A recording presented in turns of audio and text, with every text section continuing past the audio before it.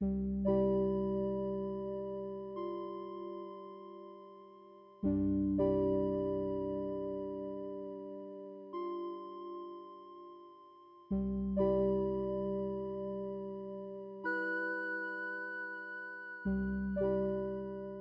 thanks so much for joining me today. What has been the journey to making the piece that we're looking at here today at the Babe Station show? In the last 5 years, I've had 2 children, and I think that these works came out of just an increased time spent at home and in the kitchen, yearning to be making work whilst staring at appliances, basically. I started making this series of kitchen scene sculptures directly on top of appliances. I started with a dishwasher and an ironing board and a microwave, and I've moved on to toasters because I think that formally they're really beautiful and the scale of them is great, but also symbolically I like them because when you give birth in the hospital, the first thing you're offered is 2 pieces of toast. That for me was sort of the beginning of my new life, so toast kind of represents that. All these toasters have come from different households around Margate where I live through Facebook Marketplace. So they've all served homes and families in their own way.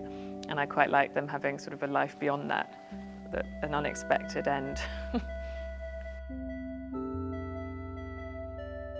I really like the way that these characters, these figures, these personas are kind of birthing themselves from the toaster as well. Do you see them as sort of living in some sense?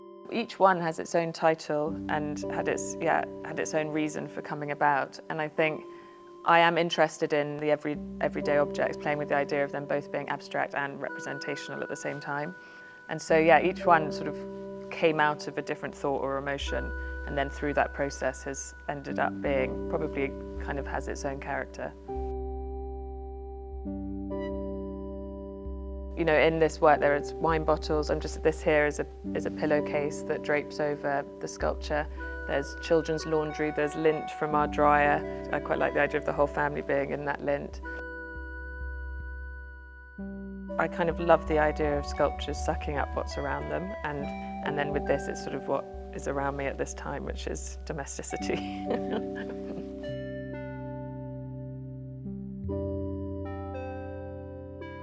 As well as there being a lot of joy, a lot of humour in this work, you can see elements of struggle in these figures, the exhaustion, the burden that some of them are carrying in themselves to even stand up straight. And you mentioned a bit in your writing for this show, the kind of claustrophobia that can come with duties of care.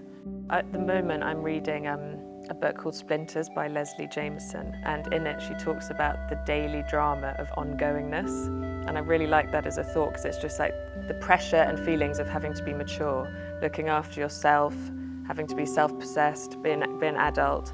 There's definitely claustrophobia in that, and yesterday actually I was listening to Hetty Judah on a panel discussion, and she said art can be this place to scream, to let it all out, and I think for me that is what it's doing for me at this time.